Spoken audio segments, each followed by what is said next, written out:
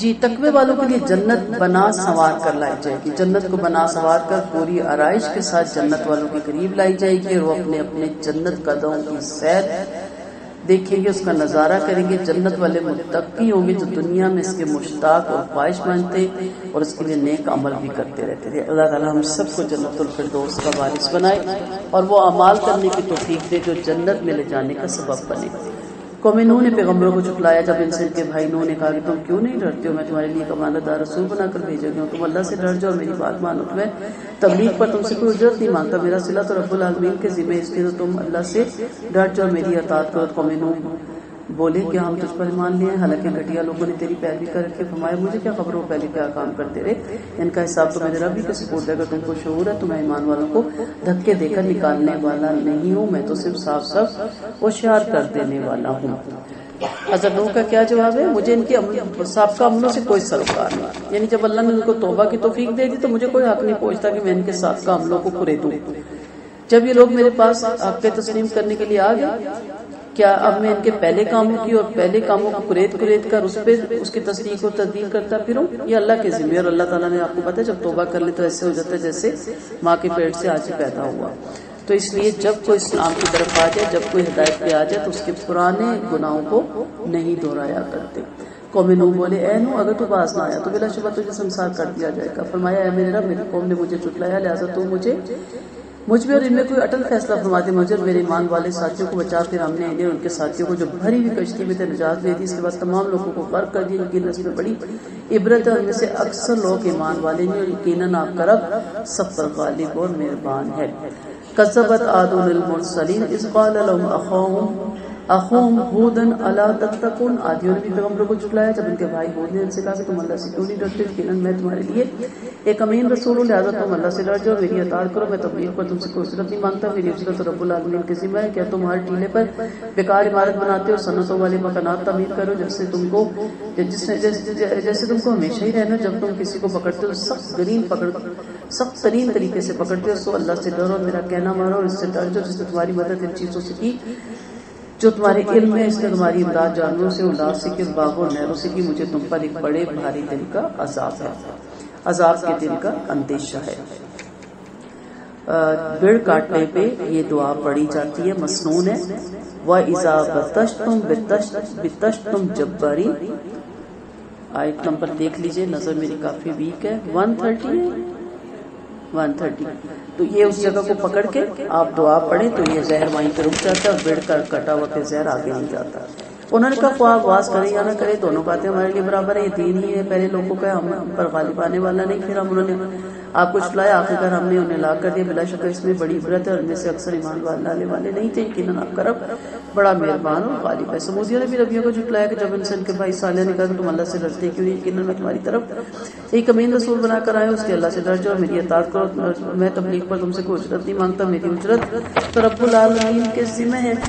کیا تم یہاں والی چیزوں میں امن و سلامتی سے چھوڑ دیے جاؤ گے، ان باغوں میں، چشموں میں، نہروں میں، ان کھیتوں میں، ان کھجوروں میں جن کے شگوفے مارے بوجھ کے ٹوٹے جا رہے ہیں، تم پہاڑوں کو تراش کر ان میں بے بلا تکلف مکانات بنا رہے ہو۔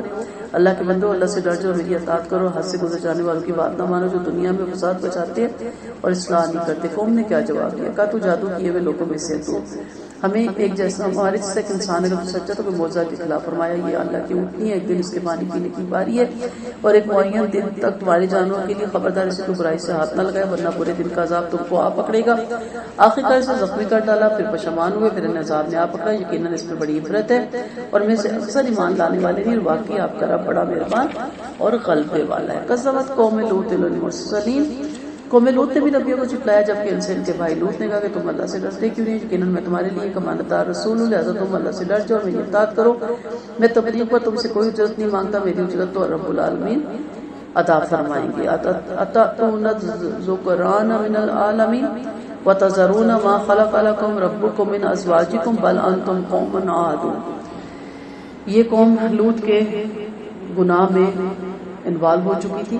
کہا کیا تم دنیا والوں میں سے مردوں کے پاس بھی آتے ہو اور اپنی بیویوں کو چھوڑ دیتے ہو جن کو تمہارے رب نے تمہارے واسطے پیدا فرمایا بلکہ تم حد سے بڑھ جانے والے ہو. انہوں نے جواب دیا کہ اے لوط اگر تو باز نہ آیا تو ہمیں تجھے نکالنا پڑے گا. فرمایا میں تمہاری ان حرکت سے ناراض ہوں. اے میرے رب مجھے میرے گھر والوں کو ان کے کرتوتوں سے بچا. آخر ہم نے انہیں اور ان کے تمام گھر والوں کو بچا لیا سوائے ایک بڑھیا کی جو باقی رہنے والوں میں سے تھی. پھر دوسروں کو ہلاک کر دیا. ان پر ایک خاص قسم کی بارش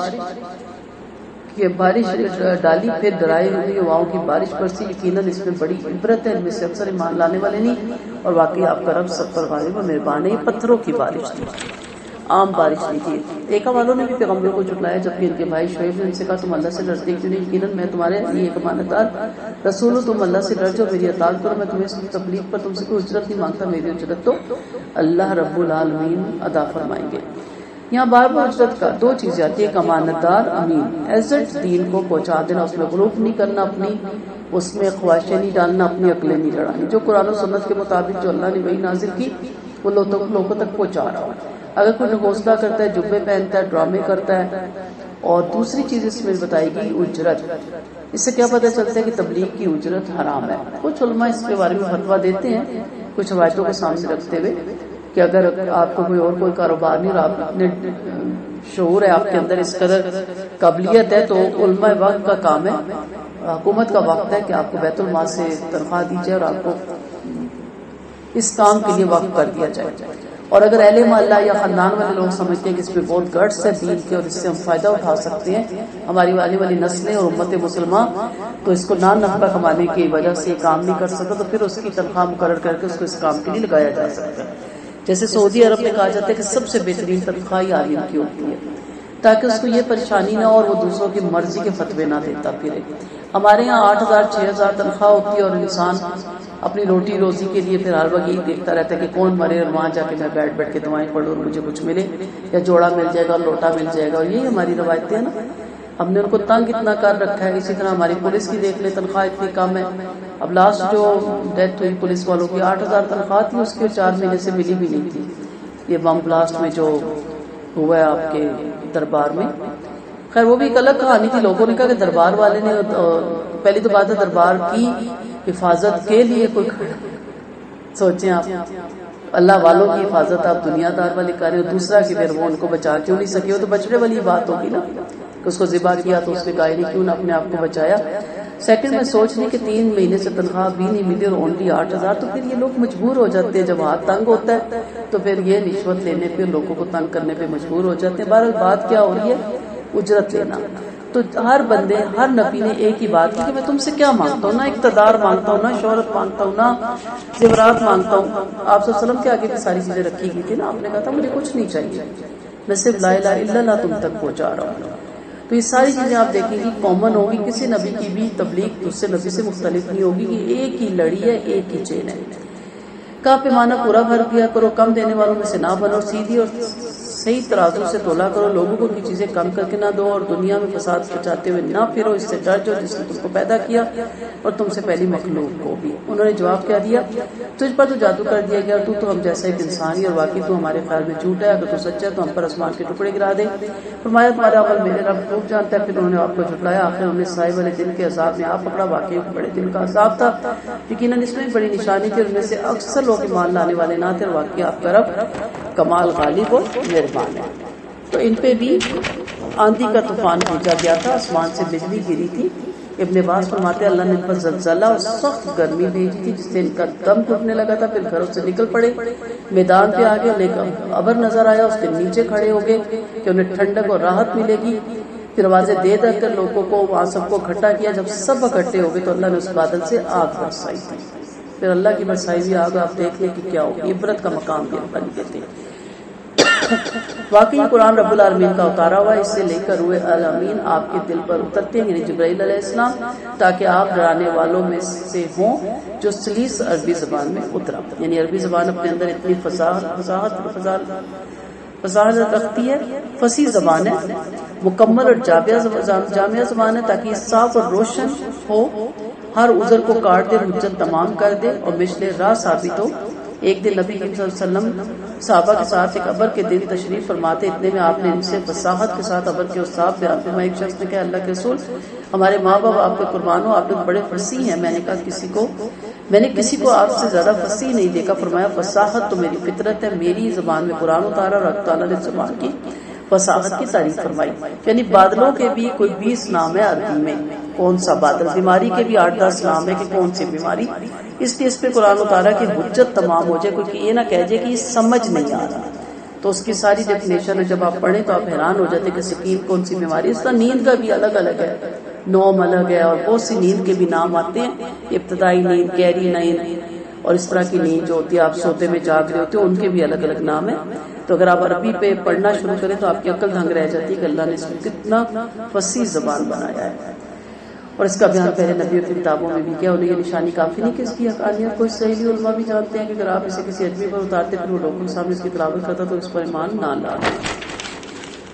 اور اس طرح ہم نے انکار ان مجرموں کے دلوں میں داخل کر دیا، اور اس پر ایمان نہیں لائیں گے جب تک کہ دردناک عذاب نہ دیکھ لیں گے، پھر وہ ان کی بے خبری میں ان پر اچانک آ جائے گا، پھر کہیں گے کیا ہمیں مہلت مل سکتی ہے، پھر کیا یہ ہمارے عذاب کی جلدی بچارے سے ذرا بتاؤ تو اگر ہم انہیں چند سال اور فائدہ اٹھانے دے، پھر ان کے پاس وہ عذاب ہے جس سے یہ تمکائے جا رہے تھے، چند سال کا فائدہ کچھ کام نہ آئے گا۔ ہم نے جس شہر کو ہلاک کیا اس حال میں ہلاک کیا جس کے آنے والے تھے، تاکہ لوگوں کو عبرت اور ہم ظلم نہیں اور ہم ظالم نہیں ہیں۔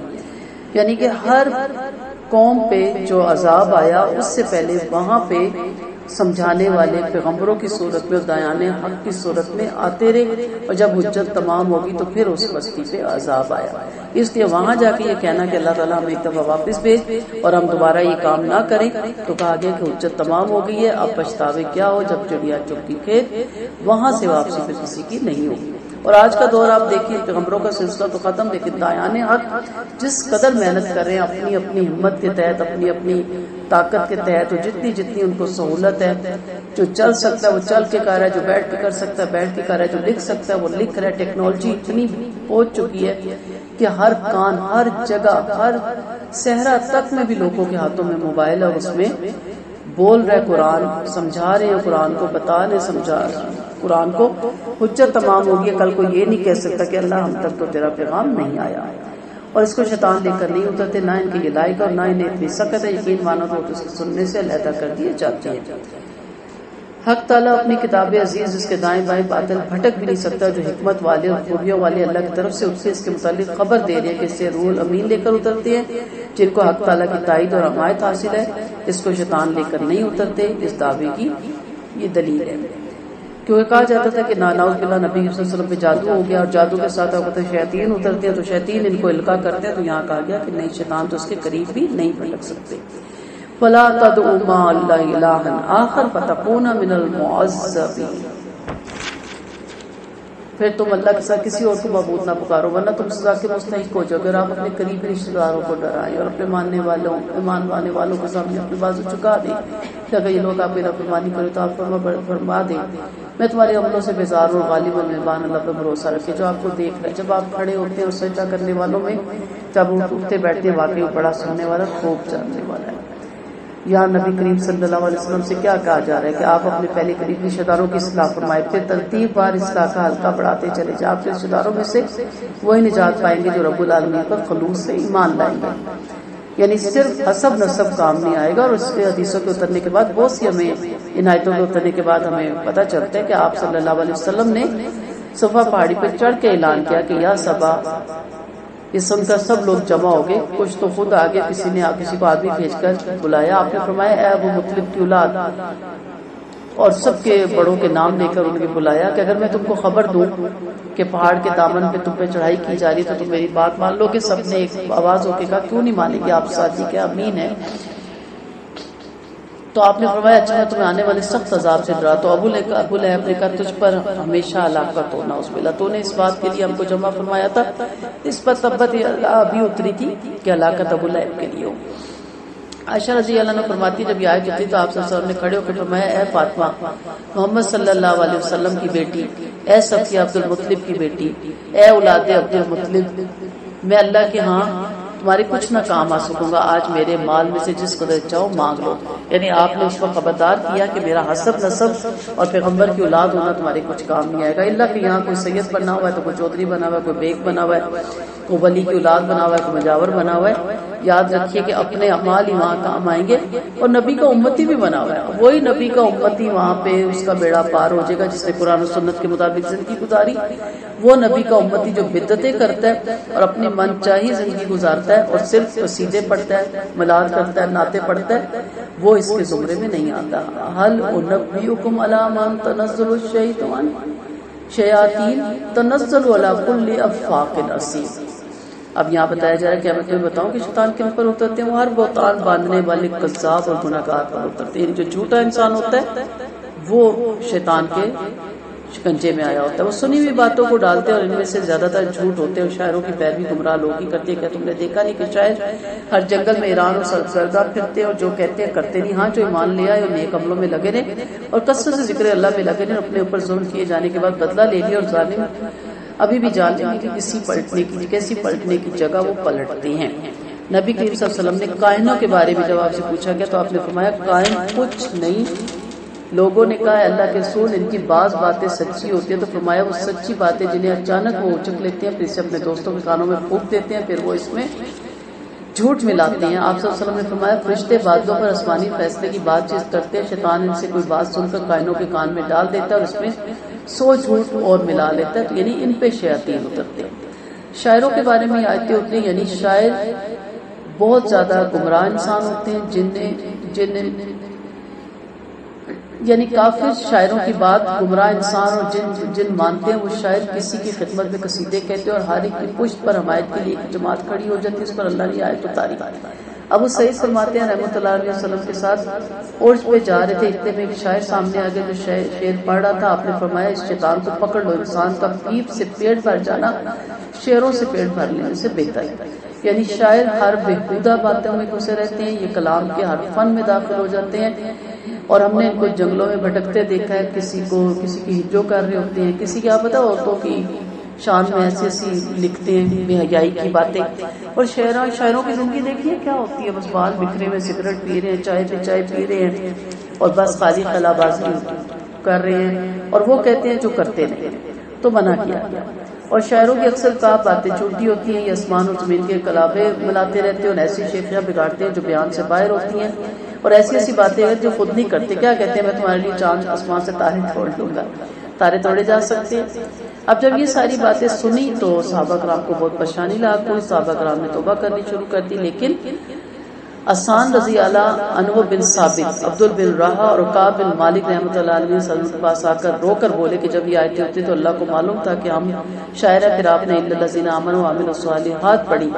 وہ شاعری جیسے علامہ اقبال کی شاعری ہے، وہ شاعری جو جدوجہد پیدا کرنے کی، تربیت کرے، جہاد میں آگے بڑھنے کی، قرآن و سنت کی طرف چلنے کی، سیدھے راستے پہ چلنے کی. جنت کے بارے میں آپ کریں، جہنم کے بارے میں کریں، آپ صلی اللہ علیہ وسلم کی شان پہ بھی کریں، لیکن غلو نہ ہو، آپ کو خدا کے درجے پہ نہ پہنچایا جائے. اللہ کی شان میں کریں ایسے ترانے جس میں ملک اور قوم اور ملت کی رہنمائی ہو اور جذبہ پیدا ہوتا ہو، وہ سارا پسندیدہ. آپ دیکھیں ہر چیز کا ایک نیگیٹو پہلو ہوتا ہے اور ایک اس کا پازیٹو پہلو ہوتا ہے. ٹھیک ہے، تو آپ کے اندر اگر قدرت نے صلاحیت ڈالی ہے کہ آپ بہترین پینٹر ہیں، لیکن پینٹنگ کا کتنا گناہ ہے، تو بجائے آپ انسانوں کی اور زی روح کے بنانے کی آپ اس کو چینج کر سکتے ہیں. اب اللہ کے نام کتنے خوبصورت لکھے جاتے ہیں.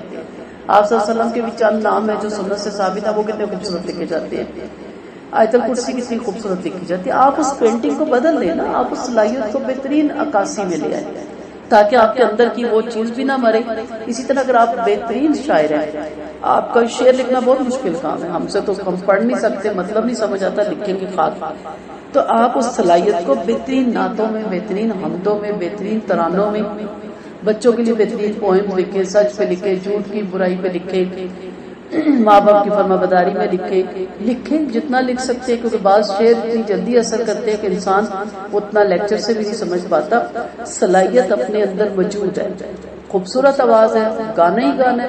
آپ خوبصورت نعتیں مرد پڑھ سکتے ہیں، عورت کو تو آواز کم سے کم ان کاموں کے لیے باہر نہیں نکالنی چاہیے. ٹھیک ہے، درس و تدریس کی اجازت ملتی ہے. حضرت فاطمہ رضی اللہ عنہ حضرت عائشہ رضی اللہ عنہ کے فتاوے ملتے ہیں، ان سے صحابہ کرام جا کے پوچھتے تھے لیکن گانا گانے سے بہتر نہیں ہے کہ آپ پھر قرآن خوبصورت پڑھیں، اس کی تلاوت کریں، نعتیں پڑھ لیں، آپ حمدیں پڑھ لیں، آپ یعنی اس صلاحیت کو آپ بہتر طریقے پہ لا سکتے ہیں. تو سب کچھ صلاحیت وہی رہے گی. آپ اچھے رائٹر ہیں، اچھے رائٹر بن جائیں، نہ کہ اس کو فوش قصیدے کہانیاں اور ڈائجسٹ لکھ کے ذہنیت بھی خراب کریں اور لوگوں کی آخرت بھی خراب کریں. تو یہاں ساری چیزیں اس لیے بتائی گی کہ رحمت اللہ علیہ صلی اللہ علیہ وسلم نے حضرت حسان سے فرمایا کہ مشرکوں کی جو کرو تمہارے ساتھ جبرائیل ہے، یعنی وہ جو کہتے ہیں ان کا جواب دو، آگے سے اسلامی طور پہ جواب دو. کعب بن مالک نے آپ صلی اللہ علیہ وسلم سے کہا کہ حق تعالیٰ نے شاعروں کے بارے میں جو آیت اتاری وہ آپ کو معلوم ہے. آپ نے فرمایا مومن اپنی تلوار سے اور اپنی زبان سے جہاد کرتا ہے، اس کی قسم جس کے ہاتھ میں میری جان ہے، تمہارے شعر ان کے دلوں میں تیروں کی طرح جا کے چبھتے ہیں.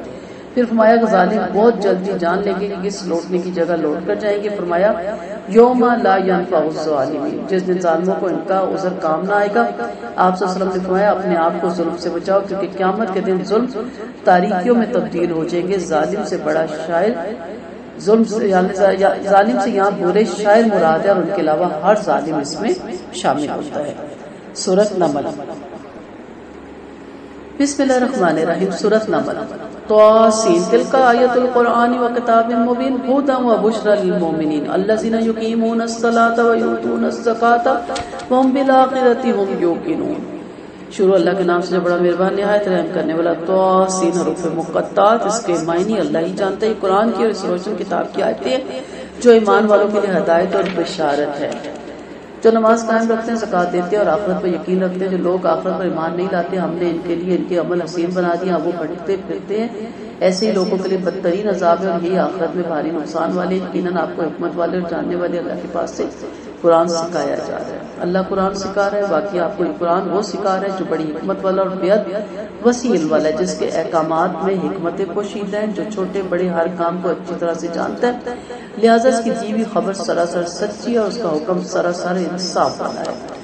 تو یہ قرآن کی یہ بھی بہت بڑی خوبی ہے. جب موسیٰ علیہ السلام نے اپنے گھر والوں سے کہا میں نے آگ دیکھی، میں بہت ہی جلدی اس کی خبر لے کر آؤں گا، یہ آگ کا کوئی سلگتا ہوا انگارہ لے کر تمہارے پاس آتا ہوں تاکہ تم تاپ لو. پھر جب وہ اس کے پاس آئے تو آواز آئی کہ جو اس نور میں ہے وہ بھی اور جو اس کے آس پاس ہے وہ بھی برکت والا ہے. اللہ پاک ہے جو تمام جہانوں کا پروردگار ہے. موسیٰ علیہ السلام واقعی میں اللہ ہوں اور سب پر غالب حکمت والا ہوں. تم اپنی لکڑی ڈال دو. جب آپ نے اس کو متحرک دیکھا گویا وہ ایک بڑا سانپ بنا تو آپ پھر کر بھاگے اور پلٹ کر دیکھا تک بھی نہیں. آواز ہے اے موسیٰ ڈرو نہیں، میرے پاس پیغمبر ڈرا نہیں کرتے، لیکن جو لوگ ظلم کرے پھر برائی کے بعد اس کے بدلے نیکی کرے تو اس میں کمال بخشنے والا مہربان ہوں. تم اپنے گردان میں ہاتھ ڈالو. وہ بلا روک ٹوک کے چمکتا ہوا نمودار ہو گیا. ان 9 معجزوں کو لے کر فرعون کے اور اس کے قوم کے پاس جاؤ کیونکہ وہ نافرمان ہے. پھر جب ان کے پاس ہمارے بصیرت افروز معجزے پہنچے تو انہوں نے کہا یہ تو کھلم کھلا جادو ہے. انہوں نے ظلم اور غرور سے ان کا انکار کر دیا، حالانکہ ان کے دل اس کو ماننے کو تیار تھے. اب آپ دیکھیں کہ ان شر پسندوں کا انجام کیسا ہوگا. رحمت اللہ علیہ صلی اللہ علیہ وسلم نے فرمایا کہ حق تعالیٰ نہیں سوتا اور سونا اس کی شان کے خلاف ہے. وہ ترازو کو جھکاتا اور اٹھاتا ہے. اس کی طرف رات کے عمل دن سے پہلے اور دن کے عمل رات سے پہلے چڑھ جاتے ہیں. اس کا ایجاب نور سے بنا ہے. اگر وہ اس ایجاب کو ہٹا دے تو اس کی ذات کی کرنیں ہر چیز کو حد نگاہ تک جلا ڈالیں. چونکہ اللہ کی نگاہ تمام کائنات پر ہے، اس لیے تمام کائنات جل جائے. ابن حاتم کی حدیث ہے. پھر فرمایا اللہ پاک ہے، تمام جہانوں کا پروردگار ہے. وہ جو چاہے کر گزرے، اس کے مشابہ کوئی نہیں، اس کا کوئی احاطہ نہیں کر سکتا. والی شان اور عظیم کبریائی والا ہے. تمام مخلوق سے علیحدہ ہے. زمین اور آسمان اسے گھیر نہیں سکتے بلکہ وہ اکیلا ہے، بے پرواہ ہے اور مخلوق کی مشابہت سے پاک اور بری ہے. یہاں توبہ کی قبولیت کی شرائط بھی دی گئی. اس میں ہر انسان کے لیے بشارت ہے. وہ یہ کہ جو کوئی برے عمل کرتا رہا پھر اس کو احساس ندامت جاگا، اللہ اسے سچی توبہ کی توفیق دے تو وہ توبہ کر لے، اس کی طرف جھک جائے تو اللہ تعالیٰ اس کی توبہ قبول فرماتے ہیں. اللہ تعالیٰ ہمیں توبہ نصوح کرنے کی توفیق دے. بلا شبہ ہم نے داؤد اور سلیمان کو علم دیا. دونوں نے کہا میں اللہ کی تعریف دونوں نے کہا کہ اس اللہ کی تعریف ہے جس نے ہمیں اپنے بہت سے مومن بندوں پر فضیلت عطا فرمائی. سلیمان داؤد کے علم کے وارث ہوئے. انہوں نے کہا لوگوں ہمیں پرندوں کی گفتگو سکھا دی گئی اور ہمیں ہر چیز ہبا کی گئی. واقعی یہ ہم پر اللہ کا کھلا فضل ہے. اور سلیمان کے سامنے ان کے تمام لشکر جن انسان اور پرندے جمع کیے گئے، پھر وہ ایک الگ الگ کھڑے کر دیے گئے، یہاں تک کہ جب وہ چونٹیوں کے جنگل میں پہنچے تو کچھ چونٹی جگہ چونٹیوں اپنے اپنے بلوں میں گھس جاؤ. کہیں بے خبری میں سلیمان اور ان کا لشکر ہمیں کچل نہ ڈالے۔ اس بات سے سلیمان مسکرا دی اور دعا مانگی، یعنی اس کے نام پہ نمل چونٹی کے نام پہ یہ سورج کا نام رکھا گیا۔ اور حضرت سلیمان علیہ السلام تمام پرندوں اور چرندوں کی بولیاں جانتے تھے۔ جب وہ گزرتے ہیں تو وہاں چونٹی کہتی ہے بھاگو بہت بڑا لشکر آ رہا ہے۔ بے خیالی میں اس کے اونٹوں اور گھوڑوں کے پاؤں کے نیچے آ کے ہم کچلی جائیں گے تو آپ مسکراتے ہیں، اور مسکرانے کے بعد آپ کے اندر غرور اور تکبر نہیں آتا کہ دیکھو اللہ نے مجھے کتنا کچھ دے رکھا، نعوذ باللہ۔ وہاں آپ کیا کہتے ہیں؟ وقال ربی اوزعنی ان اشکر نعمتک التی انعمت علی وعلی والدی وان اعمل صالحا ترضاه وادخلنی برحمتک فی عبادک الصالحین۔ وہاں فوراً اپنی نعمت کو اللہ کی طرف پلٹاتے اور دعا کرتے، اے میرے رب مجھے توفیق دے کہ میں نعمتوں کا جو تو نے مجھے اور میرے ماں باپ کو عطا فرمائی شکر ادا کر سکوں۔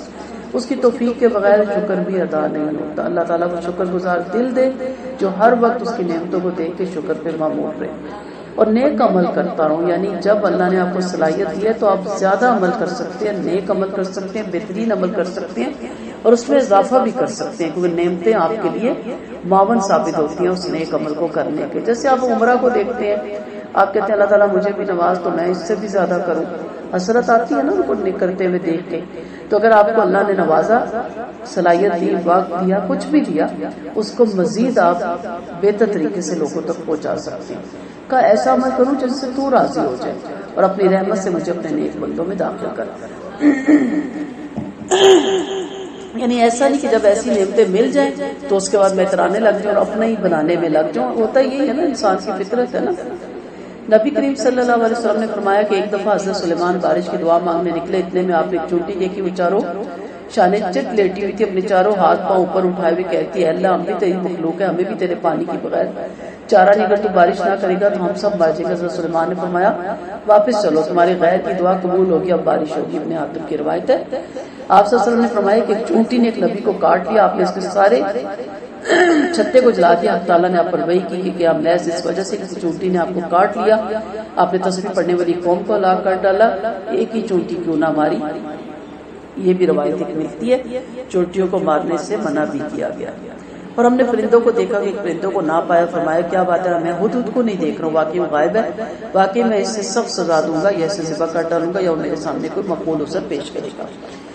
شام کو سارے پرندے ان کے سامنے جمع ہوتے تھے، چرند پرند جنات سارے، اور سارے دن کی روزدار سنانا، سارے دن کے کاموں کو حضرت سلیمان علیہ السلام کے سامنے پیش کرتے تھے۔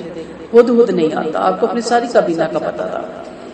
آپ نے کہا کہاں غائب ہے، بغیر بتائے کہاں چلا گیا، اگر اس نے آ کے کوئی شرعی عذر نہ دیا تو میں اس کو ذبح کر دوں گا یا کوئی سخت سزا دوں گا اگر مجھے کوئی عذر پیش نہ کر سکا۔ ابھی تھوڑی دیر گزری تھی تو اس نے آ کر کہا میں نے ایک ایسی خبر لائی ہوں جس سے آپ بے خبر ہیں، اور میں سبا کی ایک سچی خبر آپ کے پاس لایا ہوں۔ میں نے ایک عورت کو دیکھا کہ وہ لوگوں کی ملکہ اور جس سے سب کچھ میسر ہے، اس کا ایک بڑا تخت لیا، اور میں نے اسے اور اس کی قوم کو اللہ کے بجائے سورج کو سجدہ کرتے ہوئے پایا ہے۔ شیطان نے ان کے عمل اچھے کھلا کر انہیں اللہ کی راہ سے روک دیا، اس لیے وہ راہ نہیں پاتے۔ یہ اس اللہ کو سجدہ کیوں نہیں کرتے جو آسمان و زمین کی پوشیدگیوں کو نکال بار کرتا ہے، اور اس سے معلوم ہے تم جو کچھ پاتے ہو ظاہر کرتے ہو وہی اللہ ہے، اس کے سوا کوئی حقدار عبادت نہیں، وہ بڑے عرش کا مالک ہے۔ ہدہد واپس آتا ہے اور عذر کیا بتاتا ہے کہ میں اڑتا اڑتا دور نکل گیا اور میں ایک ایسے علاقے میں پہنچ گیا کہ جہاں پہ ملکہ سبا رہتی تھی، بلقیس اس کا نام تھا، اور اس کی بادشاہ تھی، اور اس کا تخت بہت بڑا تھا اور بہت ہی یونیک تھا، اور 600 عورتیں متعین تھیں جو اس کے تخت کے اس کے پاس ہر وقت رہا کرتی تھی۔ اور اس نے دیکھا کہ یہ سورج کو سجدہ کرتے ہیں جب وہ ڈوبتا ہے اور جب وہ طلوع ہوتا ہے، تو اس نے ساری تفصیل آ کے حضرت سلیمان علیہ السلام کو دی۔ فرمایا اب ہم دیکھیں گے کہ تو سچا ہے یا جو جھوٹوں میں سے، میرا خط لے جاؤ، یہ ان پر ڈالا، پھر وہاں سے ہٹ جاؤ، دیکھ کہ وہ کیا جواب دیتے ہیں۔ ملکہ نے کہا اے سردارو، مجھ پر ایک معزز خط ڈالا گیا یہ سلمان کی طرف سے، اور اس میں بسم اللہ الرحمن الرحیم، تم میرے مقابلے میں سرکشی نہ کرو اور میرے پاس مسلمان بن کر آ جاؤ۔ قرآن کی تفسیر سے اندازہ ہوا کہ لکھنے والا کوئی معزز اور کریم انسان ہے، انسان کی لکھنا یا بولنا بھی اس کی شخصیت کی عکاسی کرتا ہے۔ ملکہ نے وہ خط کابینہ کے سامنے رکھا اور اس کے بارے میں رائے پوچھی کہ اب بتائیں کیا کریں، اس کے خط کے جواب میں کیا کیا۔ قالت یا ایها الملأ افتونی فی امری ما كنت قاطعة امرا حتى تشهدون. ملکہ نے کہا اے سردارو میرے معاملے میں مشورہ دو، میں اس بات کا فیصلہ نہیں کر سکتی جب تک تم موجود نہ ہو. انہوں نے جواب دیا کہ ہم طاقت والے جنگ جو گئے، معاملہ آپ کے اختیار میں، غور کیجیے آپ کیا حکم دیتی ہیں. بولی دیکھو جب کسی شہر میں بادشاہ آتے ہیں تو اسے تباہ کر ڈالتے ہیں اور اس کے معزز شہریوں کو ذلیل کر دیتے ہیں. وہ اسی طرح کیا کرتے ہیں. میں ان کے پاس تحفے بھیجتی ہوں، پھر دیکھتی ہوں مجھے وہ کیا بات لے کر واپس آتے ہیں. یعنی اگر معاملہ بہترین طریقے سے حل ہو جائے تو جنگ سے بچنا چاہیے. جنگ کسی صورت بھی پسندیدہ عمل نہیں ہے. مومن ہمیشہ دفاع کے طور پہ جنگ لڑتا ہے، بچاؤ کے طور پہ وہ کبھی جنگ کا آغاز نہیں کرتا. جنگ سے شہر تباہ ہوتے ہیں، ملک تباہ ہوتے ہیں، نسلیں تباہ ہوتی ہیں، قومیں تباہ ہوتی ہیں، فصلیں تباہ ہوتی ہیں، اور اسے بننے میں پھر ان قوموں کو، نسلوں کو، ملکوں کو صدیاں لگ جاتی ہیں. تو اس نے کہا میں دیکھتی ہوں کہ کس سلسلے کا خط ہے، میں تحفے بھیجتی ہوں کہ اگر وہ عام بادشاہ ہے تو کوئی صلح صفائی کر لے گا، اور اگر وہ پیغمبر ہے تو پھر وہ تحفے نہیں پسند کرے گا. پھر جب قاصد سلیمان کے پاس پہنچا تو آپ نے فرمایا کرتا ہوں مجھے مال دے کر ٹھنڈا کرنا چاہتے ہو، مجھے میرے رب نے تم سے بہتر مال دے رکھا کہ تم ہی اپنے اس تحفے سے خوش رہو. ان کے پاس لوٹ جاؤ، ہم ان پر ایسا لشکر لے کر چڑھائی کریں گے جس کا مقابلہ وہ نہ کر سکیں گے، اور ہم انہیں ذلیل کر کے وہاں سے مثال بار کھڑا کریں گے. فرمایا اے سردارو تم میں سے کون اس کا تخت میرے پاس لا سکتا ہے؟ کہا اس کے جو امتی ہو کر میرے پاس آئے. ایک سرکش جن بولا میں اسے آپ کی اس مجلس کے برخاست ہونے سے پہلے آپ کے پاس لے آؤں گا. دیکھیے میں اس پر قادر ہوں اور امانت دار میں. اس شخص نے کہا جس کے پاس کتاب کا علم تھا میں اسے آپ کے پاس پلک چھپکنے میں لے آؤں گا. پھر جب آپ نے اسے اپنے سامنے رکھے ہوئے دیکھا تو فرمایا یہ میرے رب کا فضل ہے، ھذا من فضل ربی. کیوں اللہ کا فضل ہوتا ہے؟ لیبلونی اشکر ام اکفر، کہ میں اس کو وہ آزماتا ہے کہ میں اس کا شکر ادا کرتا ہوں یا نہ شکری کرتا ہوں. ومن شکر فانما یشکر لنفسہ، جس نے شکر ادا کیا اس نے اپنی جان کے لیے شکر ادا کیا، اپنے فائدے کے لیے شکر ادا کیا. ومن کفر فان ربی غنی کریم، اور جس نے ناشکری کی یقیناً میرا رب بے نیاز اور عزت والا ہے. ملک سبا کو جب واپس لیٹر پہنچتا ہے تو وہاں سے چل پڑتی ہے. ان کے چلنے سے پہلے سلیمان علیہ السلام نے کہا کہ اس کے تخت کے بارے میں جو باتیں بتایا گیا، اس کے آنے سے پہلے یہاں اس کو کون پہنچاتا ہے؟ کا ایک بہت بڑا جن تھا، بہت طاقتور تھا. اسے کہا میں لاتا ہوں، آپ کے پلک چھپکنے سے بھی پہلے لے آؤں گا، اور میں طاقتور بھی ہوں اور امین بھی ہوں، یعنی اتنا ٹائم مجھے لگے گا. لیکن ایک اہل علم نے کہا کہ اتنا ٹائم بھی نہیں لگے گا، میں اس سے بھی پہلے اس تخت کو آپ کے سامنے لاتا ہوں. اور فوراً وہ تخت آپ کے سامنے آ گیا، اور وہاں آپ نے اللہ کا شکر ادا کیا اور کہا یہ میرے اللہ کا مجھ پہ بہت بڑا فضل ہے.